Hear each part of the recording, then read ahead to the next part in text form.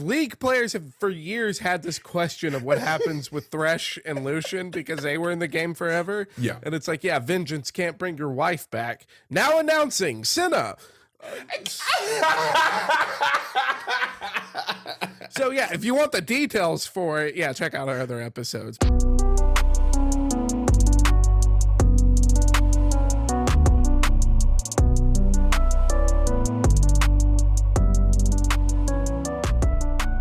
Welcome to Casuals of Runeterra, episode 58. I am your host, Ryan, here with your other host, Hedge. And it's spooky season. Woo! Oh, that's right. It's as Will used to like to say, Spoopy Toasttober.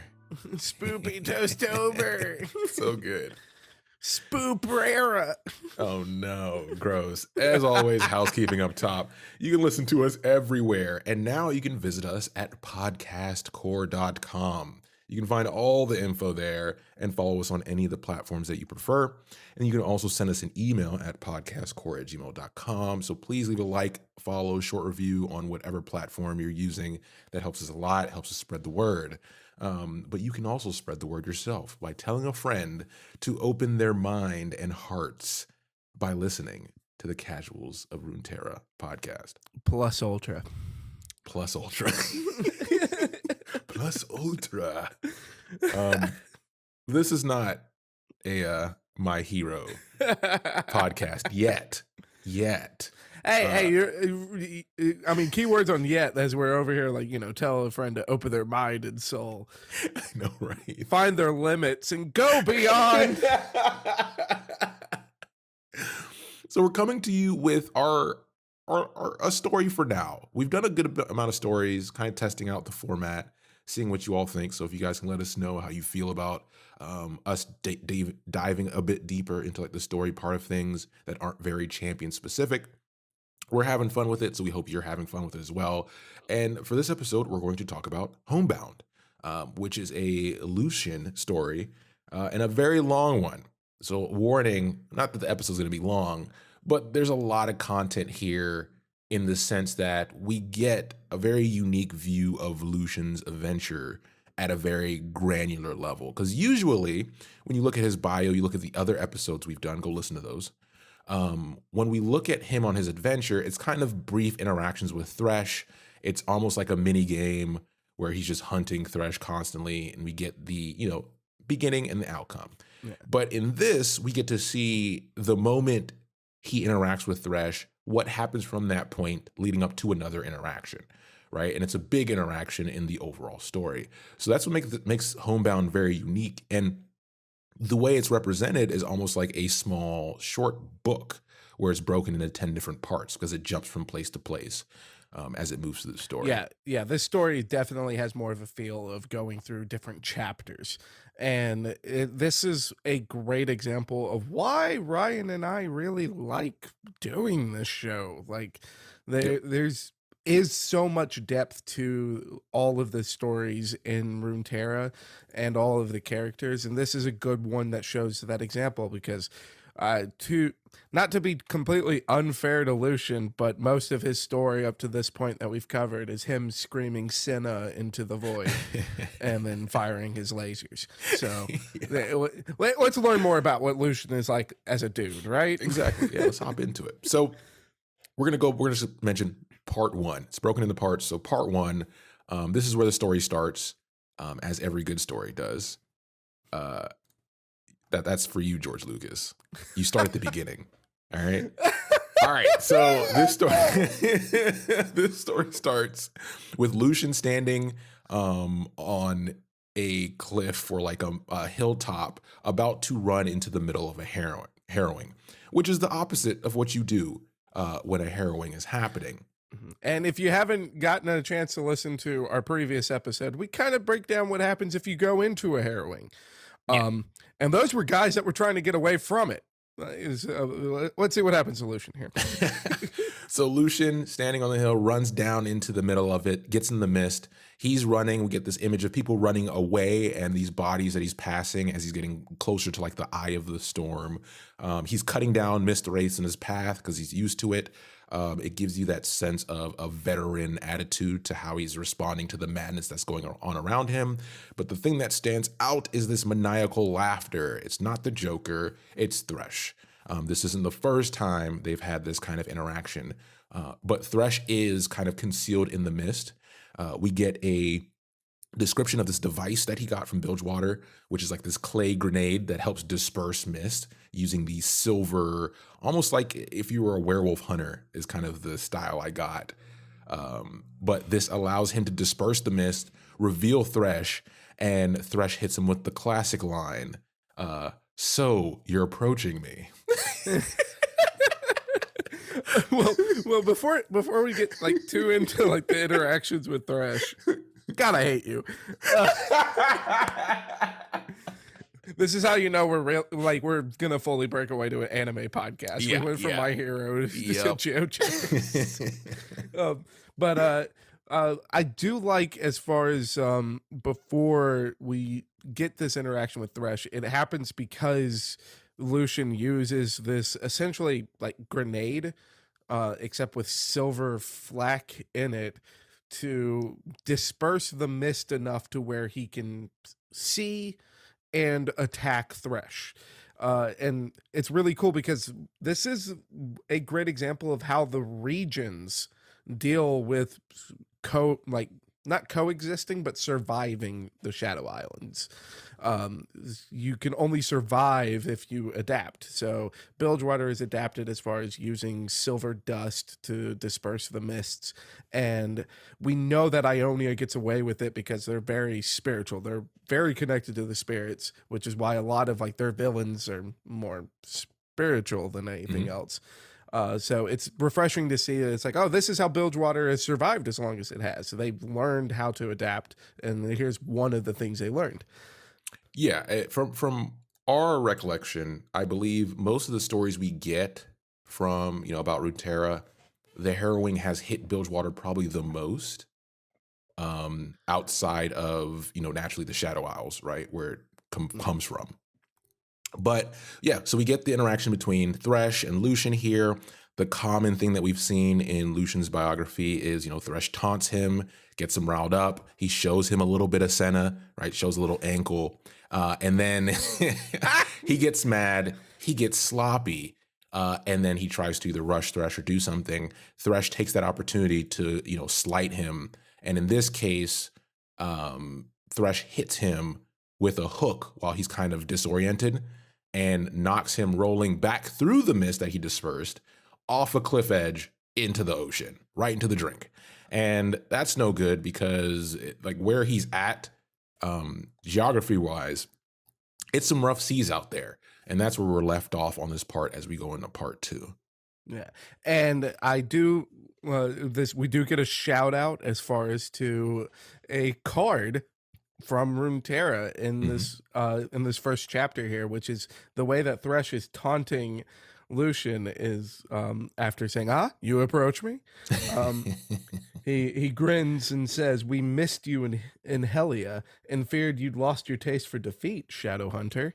And if you've been playing Runeterra or know the cards well, that first card that's going to hop to mind is the Vaults of Helia. Yep. So we know now that Lucian was there. Like, that's not just a impassable terrain for a living life form. At least a Sentinel of Light can get there. Exactly. So part 2 picks up with this kind of poetic description of just memories and internal monologues, like a little short passage here, but it's just to describe the thoughts rushing through his mind as he's unconscious. And then we get into part 3 where he springs out of the bed in movie style and grabs his side. And he notices he has wounds, but they've been treated to some extent, and he's in some weird shack, or not weird shack, but just a random shack somewhere with a little bit of light peeking through a window. And that really is just like this is probably the most cliche point of this story is the nightmare.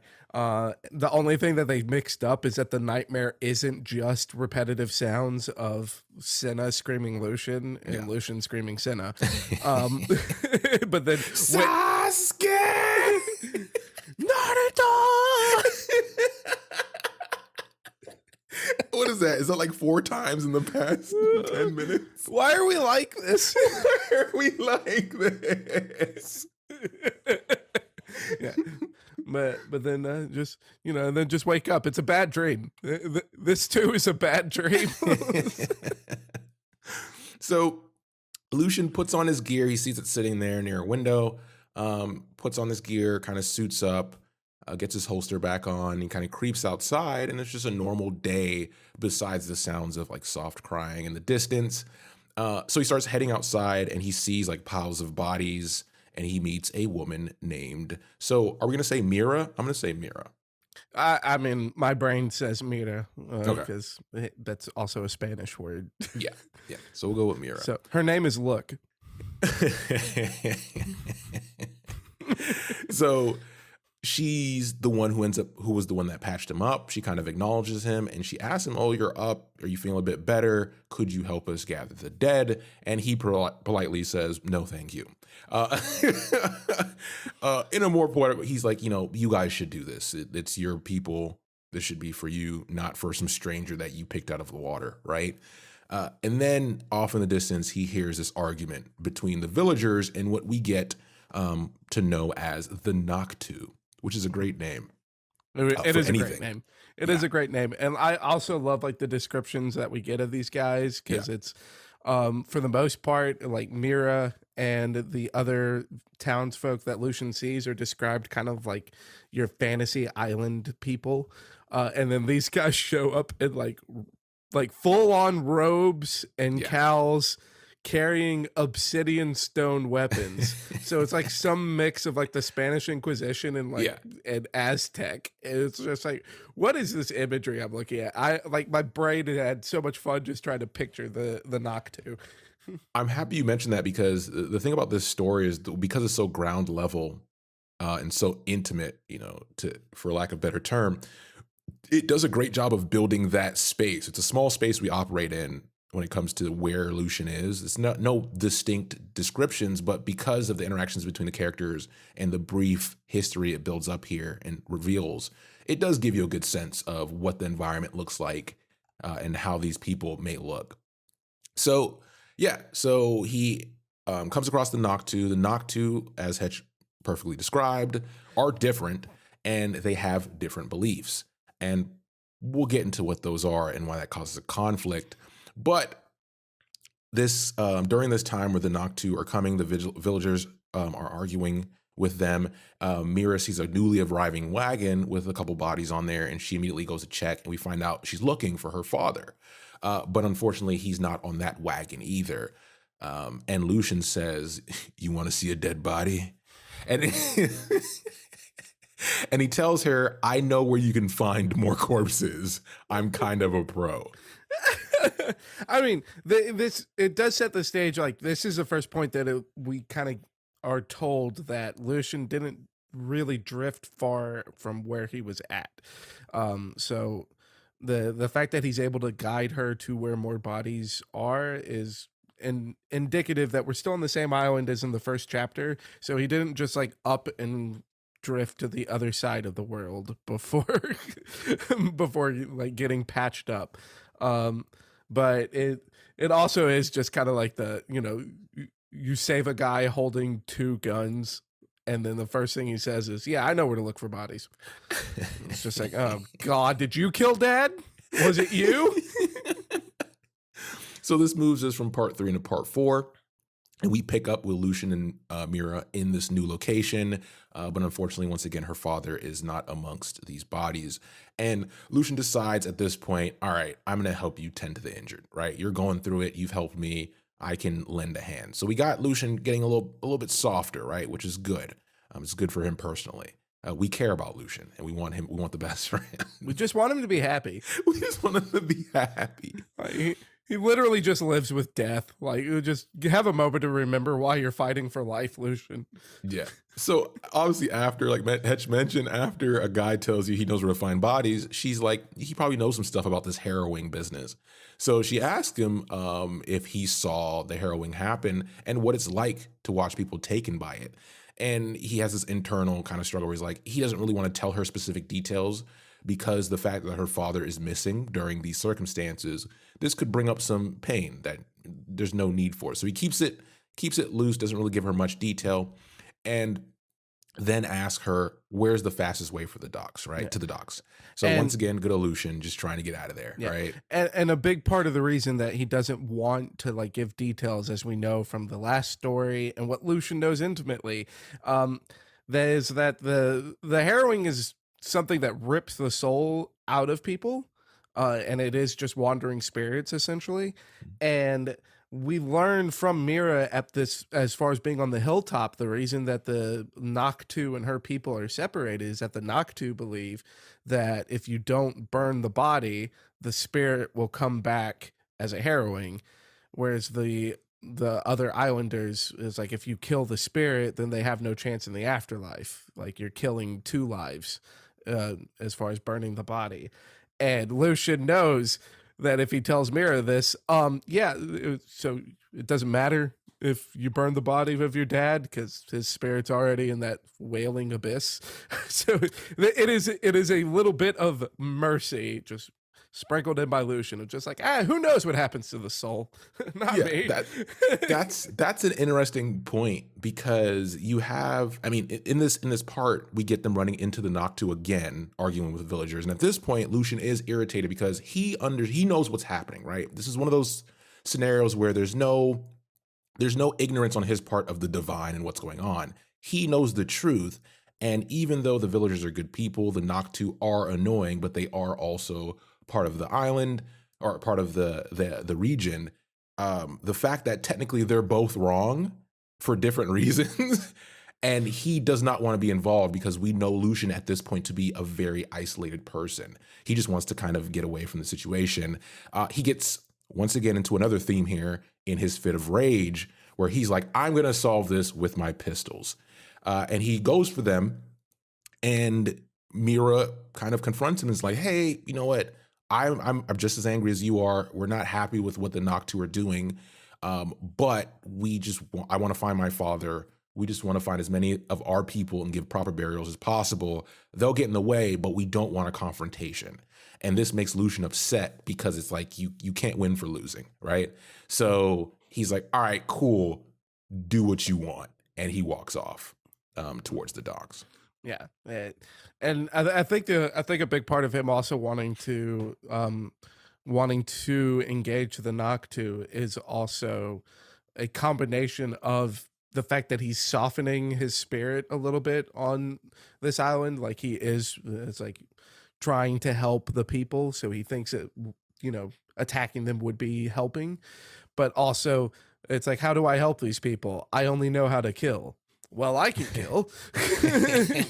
So it's the dialogue here is just very natural though. So it carries well, it flows well. Yeah. So it's like, okay, yeah, the pacing's good. So then by the time the Lucian's going, all right, it's over, docks over here. You're also thinking like, dude, just go to the docks. Yeah, that's actually a good point. This is very well written altogether. Not, I wouldn't say it's my favorite story. It is longer, but it is written with purpose. There's no wasted breath. It's just the story they're telling needs this kind of length, right? At this granular level. Right. I agree. It's not my favorite, but it's good. It's good. Yeah. And, like the pacing, it keeps you there. Yeah. And then my favorite bit here is that we go to the docks, and it turns out that Lucian, throughout his travels, has become a sailor. Yeah. Like, he's not just going to the docks trying to charter a boat. Turns out he's got his own boat. And for good reason. So we're in part 5 now, and he mentions it's a lot harder than you think to convince captains to sail into a harrowing. Yeah. And captains who sell into a harrowing, check out our previous episode. And we regale you with the tale of what happened to a captain who sailed into a harrowing. Yeah. So he notices while he's on the ship, he's kind of combing around. He's trapped in his thoughts about Senna, the Thresh situation. Where should he go next? Because he lost the bead on Thresh, and he notices Mira's combing the beach, right? And he kind of goes top deck. He waves to her, and he asks her, how are things going, right? He's outside of his rage. He's had time to kind of calm down internally. So once again, he wants to kind of assist with her father's situation. And she mentions that they did end up finding a ship captain, a female ship captain, washed up on the beach. And Lucian's like, huh, that's interesting. Could you show me where? Because I may be able to help you find some clues about your father's whereabouts. And we go down this line of back and forth where it's like almost like a brainstorm session as they're searching the coastline, where Lucian's line of questioning leads her to think that her father came in after that captain and may be somewhere else on the island, but that place is deep in Noctu territory. And that's where we leave off in part 5 as we go to part 6. And the thing that stuck out to me the most with part 5, because I have a problem and I'm a huge nerd, in Lucian's ship, because while he's kind of reflecting on the events that led to him waking up within this village, he is marking off on a map as far as these most recent engagements that he's had with the harrowing, because he's trying to find a pattern for where the harrowing is traveling to and from, and he's unable to find a pattern, but we get an idea of where he's currently at. So it seems that where he's marking off on the map is that this island, which at this point is kind of unnamed, it seems that it's going to be in the Serpent Isles, which is on the north side of where Bilgewater is located. So Bilgewater's on the southern point of the largest island within this archipelago, and the Serpent Isles are separate islands north of this largest island. And then the other places that he mentions while looking at the map would be Falgren, which is where, in our previous story of In Search of Land, that our previous ship captain was sailing away from Falgren, which is closer to Noxus. And then the other island named is one of the islands that is in the region of Ionia. So he's been traveling a lot leading up to this point. Yeah, thanks for the geography there. Nice. So yeah. I'm a nerd. Our resident map maker, Hedge. Dropping some knowledge there. So in part 6, we get them kind of wandering west of where they were, and then Lucian's kind of falling a bit behind. He's starting to tend to his wounds again, like things are kind of opening up. He's not feeling too hot, and Mira's just kind of leaping about. And then she comes to a standstill, and she kind of has this look of shock on her face. Lucian's kind of like, "What's up?" And she looks over the edge of what seems to be like a cliff face over the ocean, and she sees in the distance wreckage of a familiar ship, which we find out is her father's ship.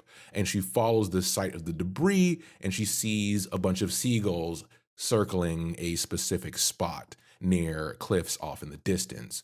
And that kind of leads her to think there's something over there we need to check out. And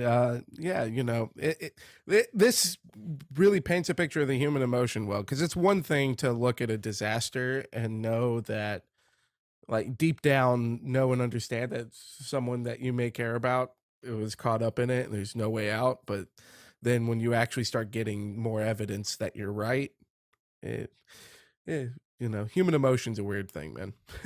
Yeah, it's definitely well done how they show Mira holding on to hope, Lucian knowing the truth the whole time, but gradually more and more signifiers kind of leading towards the conclusion that she doesn't want, right? So we move into part 7 here. We have a confirmation of a body laying on this boulder of volcanic rock in the distance, and the waves are starting to pick up. High tide's going to be coming in soon, and there's fear in Lucian's mind that her father's body is going to be washed away. So he's kind of thrusting Mira like, "Hey, I know you're in shock, but we gotta do whatever we need to do because we gotta move. Yeah, we have to move." No one knows the ocean like Lucian. Who would have thought? I mean, now, okay, Riot employees that are listening, because I know you're there because you steal from us all the time. Okay? Forget all the really dumb ideas I've had before that you didn't take from us, but I know that you're here. All right. So now the next skin that comes out for Lucian needs to be like Sea Admiral Lucian, Yep. and just put him in like a old like red coat circa like 1500s British attire. And I want to see some Pirates of the Caribbean Lucian, Yeah. except that he's not a pirate. He's the Royal Navy. So, can you imagine like his? Could you imagine like his sprite in League of Legends, just like perfect posture, Yeah. just gliding like he's Jin? So yeah, so we get the kind of jump into action. Mira snaps back to it, and the next step is they grab a bunch of vines and start fashioning some, some tools here. So they fashion a big, long, lengthy, strong rope, and they fashion a stretcher out of these vines. Lucian ties one end of that rope to a sturdy, like tree trunk, and he gives the other end to Mira. And she also has the stretcher with her, and she decides she's going to climb down. They kind of go back and forth on what's the best approach, but because of Lucian's injuries and the fact that Mira knows the environment a bit better and can traverse, she says, I'll go down and set him up, and then you help pull him up because I need your strength even though you're slightly injured, just due to the difference in weight. So he gives her the end. She starts going down, and immediately it starts going wrong. She's struggling and soon loses foothold and falls into the water.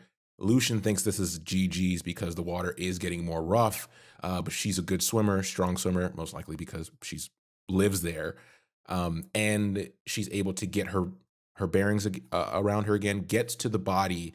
Lucian wants to hop down and help her, but she tells him, waves him off. It's like she's good, and then she begins to put her dad's body and roll, or gets her dad's body and rolls it over on the stretcher. After some emotional moments.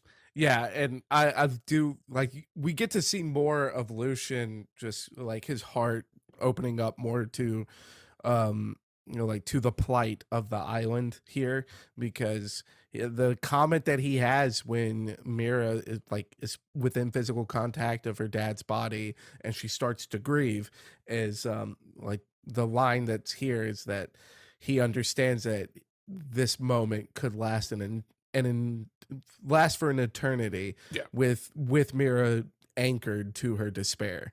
And it's just like I anyone who has experienced grief, yeah. That's some well written imagery for it. Yeah. Some great growth here we're getting internally for Lucian. So yeah, as she sets her father up on a stretcher, she gives him the signal to pull. He begins, and she scales the cliff alongside her father. As he's being pulled up by Lucian. But from Lucian's standpoint, we're starting to get his wounds starting to open up, his hands getting rough, and he's starting to kind of lose faith that he can do this in his current condition. And unfortunately, the rope slips.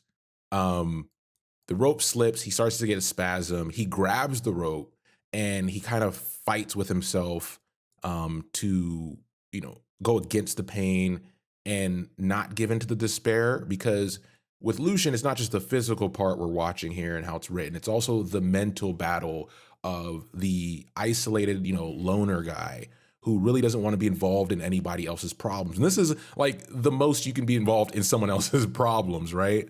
If you go back to our Lucian episode, we talked about, when he left Demacia, it was because he always felt disconnected from the rest of that society. So for someone who's in this position with someone who's going through one of the hardest moments in their life, there's a lot going on with just him pulling this rope. Yeah, and then on top of all of this, before he got literally in the definition of someone else's problem, before he got tied up in this, it was another showdown with Thresh, which not only was another loss for Lucian, but it had that shred of hope where he was able to put a shot on the lantern, and so he feels like this is the lowest that Lucian's ever been, because that was supposed to be the W. This is supposed to be the time that I can free Senna Spirit, and I can't. So now it's like that sense of that revenge against Thresh being impossible, combined now with his injuries, doing something he doesn't want to do. I'm gonna die doing this, aren't I? Yeah, There's- compounding despair should be a card in the game. Dude, that is a good card name. But what we get here is this kind of, so the rope slips, he's in despair, he doesn't think he can do it, he's ready to just give up on this effort. And lo and behold, at the end of this part, Mira appears at the top of the cliff. She rushes over and she's at his side to help him pull up her father the last bit and get him on top. And they do. They get the stretcher up. Everything's good. They're exhausted, and we move into the next part of the story here. And I like if this was animated, this would be the point where Mira would be like up on the cliff going, "Do I have to do everything myself?" It's funny because, a slight detour, Mira and how she's written and what we get from how she interacts with Lucian is very similar to Senna. I think it's on purpose, where she's, strong-willed. She's willing to, go against him. She's willing to have discussions, take action. She's very involved, athletic. Like, there's all these traits, and I mean, we know that's on purpose. This is good writing, right? So that makes us like her a lot more, and it also seems to be helping Lucian as he's coming to terms with the current situation with Senna and the feelings he has trapped. And we'll get into that towards the end here. But yeah, so we move into part 8. They get the father up. So the next part is, okay, we got it up the cliff phase. Now we have to get it back to town. And back to town is through Noctu territory. Because we are deep into Noctu territory, and we know that the territory is split pretty much half and half of the island. So literally the other side of town. Yep. So they're both exhausted. They're both in pain. They have one end of the rope as they drag the stretcher, and they can already see these burning pyres in the distance, which are the Noctu burning corpses. And as they pull the stretcher, they get closer. Lucian's temper is kind of kicking in again, because remember, this is the third interaction he's going to have with people that he doesn't want to interact with. And Mira immediately kind of senses it, because he's like, screw this, goes for his guns again. And she's essentially done with him. She's like, listen, I don't know you that well. You're obviously a hothead, but the way you want to solve our problems isn't the way we want you to solve them. We don't want you to be involved in that sense. If you're going to help us with what we want to do, then cool. If you're going to get in the way, then just go about your business. And once again, that kind of pulled Lucian back down. So instead of just walking away, right, he then says, okay, cool. I get it. I finally understand. I'm just going to help her get to her goal. So he picks up the rope and starts pulling again. Yeah, and a cool bit that we do get to see here, as far as Lucian getting talked from the ledge with Yep. the speech of "Mind your business." The cool thing that we get to see here is that we get details as far as the pyres that the Noctu are making, with as far as it being like the religious side of how they prepare their dead, because it's not just them piling up bodies and setting it ablaze. They actually have the guys in robes, so they are pretty much priests. That's what we can be led to understand now. And they start chanting over the body, and the staves that they're carrying are basically like morning stars. Like, they have these large blunt objects at the end of them, but they're made of obsidian, so very, the volcanic rock. So they're very black, but then they start to shine with a bright vermilion color. So they bright red, and not only do the weapons start to light up, but when they start to light up, that's when the bodies ignite. So they are using their beliefs to manifest some kind of power to start the burning process, which would kind of also feed into the fact that Mira and her people are like, no, they burn the spirit away, because there's definitely clearly something supernatural going on with how they are doing this. So Exactly. it is a nice little detail that we get to have.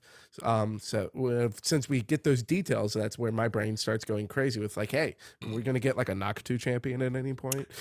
Yeah, that would be cool. So this starts to take us into the end of our story here at part 9, where they reach Mira's home, shack, hovel, whatever you want to call it, and they bring the body inside. And this is where we get the peak of or we're kind of rounding the corner on the grief side, where she's trying to, tend to her father. Lucian's still a little bit disconnected.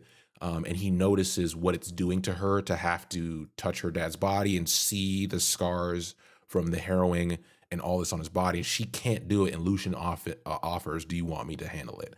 And she's like, "Please." So she goes into another room. He begins to undress and clean the body, and she hands him a few trinkets from like her mother. And soon she's able to gather herself and help him in the process of getting her father dressed and ready for the memorial coming up.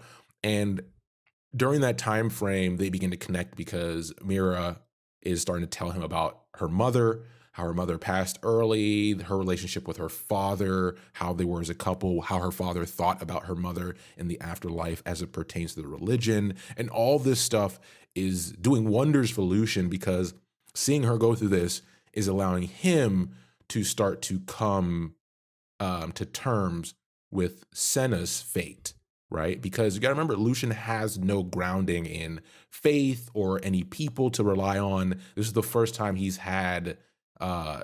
taken time to actually process this within the spectrum of different cultures, right? Whoa! Damacians don't teach religion, or they don't teach any like understanding of magics. What? What? Come on. Since when? I know, right? Gee willikers. But yeah, we do get to see a lot of the we get to see a lot of the details that are given to us as far as how Mira's people deal with burials now after getting to see the Noctu attention to detail. But the cool thing here is that the thing that Mira's struggling with are the wounds on her father. So we get to learn more as far as like what happens to the body that after going through the harrowing, because these wounds are basically like very quickly onset rot or necrosis, because they're described as being like jet black. Yeah. And if we put that to like actual human anatomy, that would be necrosis. So the like just instantaneous necrosis from the weapons of Shadow Isles. Yeah, that makes sense. Yeah. That lines up. Just directly connected to death. Yep, that's the Shadow Isles for you. So we wrap up part 9 here with Lucian coming to terms with his anger and the pain and what's essentially been driving him to seek vengeance and what's been blinding him in his encounters with Thresh. And it kind of opens his mind to the possibility of an end game that he never really had in sight. So we move into part 10. Right after that, to start wrapping things up.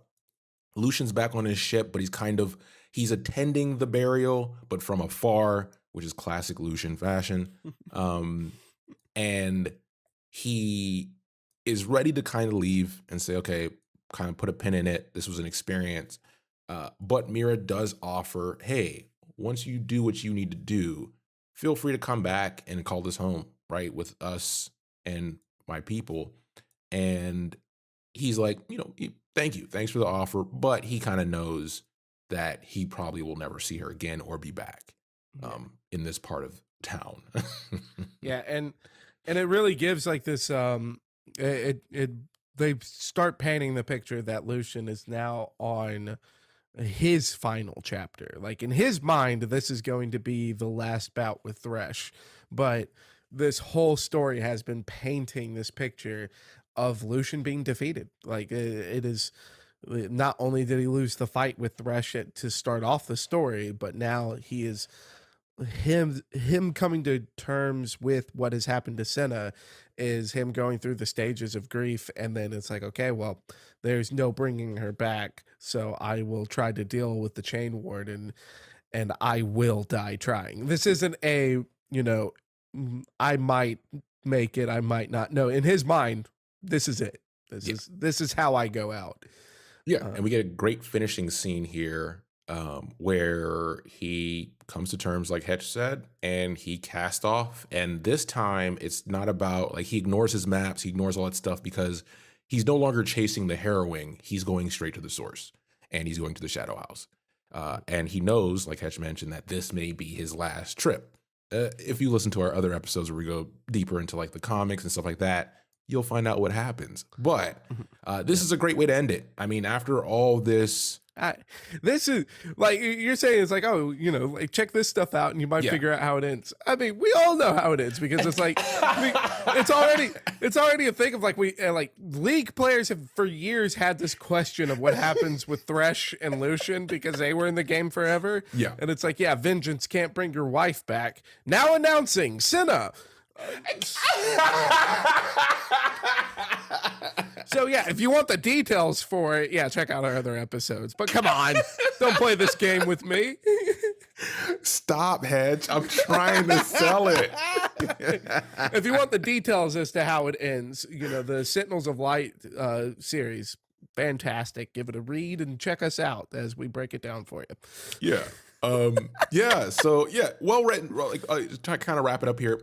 Well-written story. It's a long one, but it did a great job. Because when I started reading it, I was like, do I want to really get the ground view? Because there's so much, and this is not to a detriment, but there's so much content out there regarding Lucian's adventures and things around the Sentinels of Light. And because of how popular the character's been, because of how popular Thresh is, we have a lot of information. So with this story, to go even deeper down that rabbit hole, I didn't think initially I would get much out of it. But the way it's written, this little slice of Runeterra just gives us more from at least our perspective, people who love the lore. It gives us a lot because we can take this as we look at other stories and other more ground level tribes and more ground level townsfolks and villagers and different types of religions we come across when we get into like Shurima and other places, right? It's cool to now have this slice to reference as well. So hats off to another well-written story by another great writer. So yeah, and I love anything, especially in a world that is so fantastical. Like, because I mean, look at a Yordle and then tell me to take it seriously. But so like in a universe where Yordles exist, like I love that we can have stories like this that really does, show that you can kind of put yourself in the shoes of some of these characters. It's like, because this whole journey through grief is something that is the human experience. yeah. And you don't have to take a Yordle seriously to understand that. Yeah. I feel like you have some agenda here, but we're gonna move on. So with that, Down with the Yordles. I can smell you reek of propaganda. But with that, as always, thanks for listening, and we will be back soon with the next episode. Take care, everybody.